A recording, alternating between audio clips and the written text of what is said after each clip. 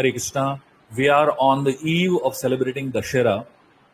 So I thought I'll share with you all the story of Ram killing Ravan and the significance of Dusshera in our lives. On the last day of the war lasted for 7 days in Lanka. On the last day of the war, Ravan comes out with his special army.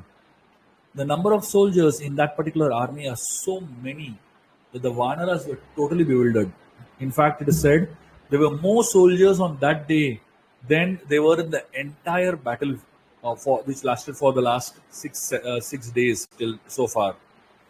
The Vanaras were totally exhausted and they had no energy to fight anymore. Lord Ram, realizing the situation of the Vanaras, he told them to step back. And Lord Ram personally fought against the entire army of Ravan single-handedly. Lord Ram, he began to shoot arrows at Ravan. And the number of arrows Ram shot were so many that Ravan was totally bewildered. And at some point in time, Ravan fell unconscious on his chariot. And his chariot driver took Ravan away to cater to his wounds and to save his life. While Ravan was away, Lord Ram, he had a surprise visitor at that point in time. And this was Agastya Rishi. Agastya Rishi appeared out of nowhere in the battlefield of Lanka. And Agastya Rishi, Lord Ram obviously paid obeisances to Agastya Rishi. And Agastya Rishi taught Ram the Aditya Hridaya mantra. When Ram chanted the Aditya Hridaya mantra, he suddenly felt a surge of energy. The Aditya Hridaya mantra is a sun invocation. Agastya Rishi told Ram that you will need two things to kill Ravan. One is you will need the blessings of higher powers. And especially the sun is considered to be the one that eliminates darkness. So to kill Ravan, it is explained that Ram needed the higher powers from Surya Dev. Of course, Lord Ram was also born in the Ikshvaku dynasty, so it's like his ancestor Surya coming and blessing him through the mantra. And Agastya also told Ram that the secret of killing Ravan is there in his nabhi, in his navel. And in his navel is stored a secret nectar. Till that nectar is dried up, Ravan will not die. Lord Ram resumed his fight with Ravan. Ravan came back, and this time the fight was even more intense. Lord Ram, at some point in time during the war, he chopped off the head of Ravan. When the head of Ravan rolled off, the whole of Lanka, all the army was really bewildered. They thought the king is dead. The Vanaras were excited. They started jumping in joy and celebrating. Suddenly, to the shock of everyone, the head of Ravan appeared back again. And it was really confusing to see Ravan's head coming back again. The cut head was still on the ground, but a new head appeared. Ram again chopped off his head. A second head was thrown on the floor, and a third head appeared. This way, Ram kept cutting one head after another, and every time Ram cut a head, another head appeared. And then Ram started concentrating on the hands of Ravan, started chopping off one after another the arms of Ravan. And as many arms of Ravan were getting chopped off, the arms were appearing all over again. Ram was now totally bewildered and confused. He didn't know what to do to destroy Ravan.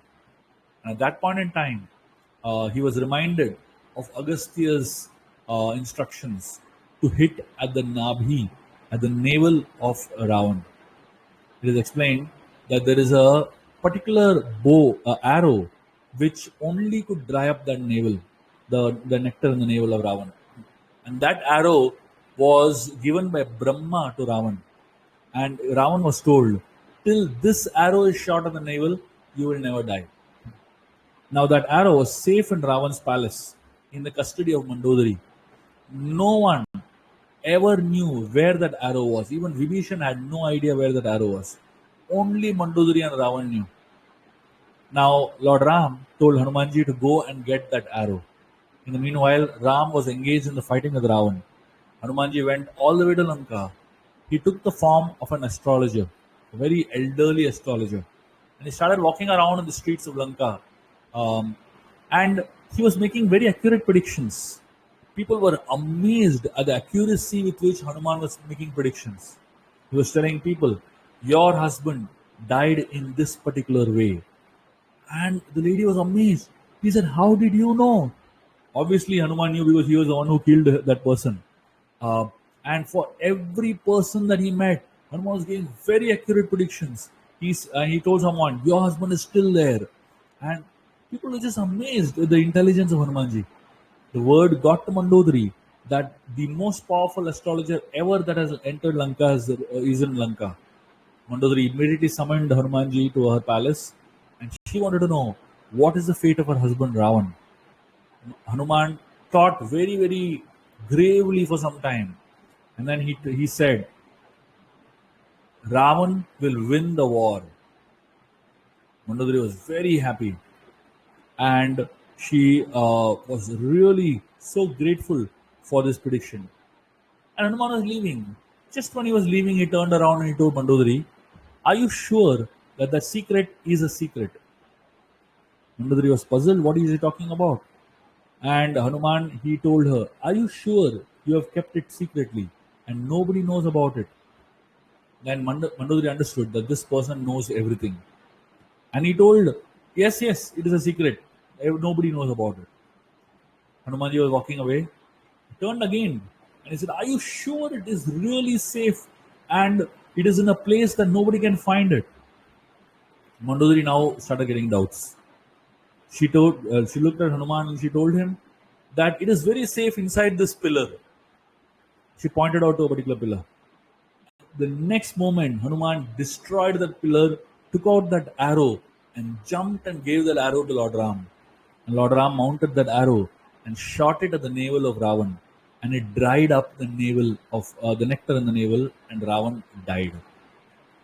It is explained that the heads of Ravan represent series of doubts that we get in our lives. When one doubt is solved, another doubt comes up. The heads of Ravan also represents the different anarthas that we have. Just when we thought that we have conquered anger, lust comes up. Just when we thought that we have conquered lust, greed comes up. Just when we have thought that we have conquered greed, pride comes up. These heads of Ravan keep coming up one after another. And just like Ram kept shooting the different heads of Ravan, and in spite of that, Ravan is not dying. All of us, we are trying to get rid of all these anarthas, and in spite of that, the anarthas are not going away. And therefore, the Acharyas explain the only way to destroy the Ravan completely is shoot at the navel using the Brahma Ban. The Brahma Ban is the Hare Krishna Mahamantra, the holy names of the Lord. When we chant the Hare Krishna Mahamantra, Hare Krishna, Krishna Krishna, Hare Hare, Hare Ram, Ram Ram, Hare Hare, that arrow is shot at the navel. And what is the navel? All these heads come up because there is nectar stored in the navel. And what is that navel? The navel represents our sanskaras. We all have behavior and then we have character. Behavior is simply an external manifestation of character, and character is formed by the sanskaras that we carry within our hearts. When we chant the holy names of the Lord, it hits at that level, at the level of sanskaras. And therefore, over a period of time, as we keep chanting the holy name, it depends on how purely we chant. If we chant the holy names extremely purely, our chitta, our heart can get transformed in one moment. But because we don't chant the holy name so purely, it takes time. It takes years, it takes lifetimes sometimes for our heart to get purified of all the bad sanskaras and for our heart to become pure and completely rid of all the bad sanskaras that is stored within in the form of that nectar. Dusshera is not just a time of Ram winning over Ravan, but it's a constant fight that all of us are having on a daily basis in our lives.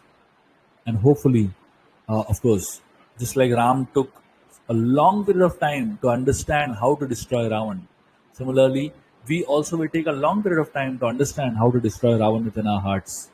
And we require somebody like Agastya Rishi, the guru, the teachers, the mentors, to come and teach us the science of how to hit the Brahma Ban at the sanskaras, at the core of our hearts, because of which the anarthas, the misgivings, which is external behaviors, will completely get transformed due to the sanskaras, the chitta, the character within being transformed.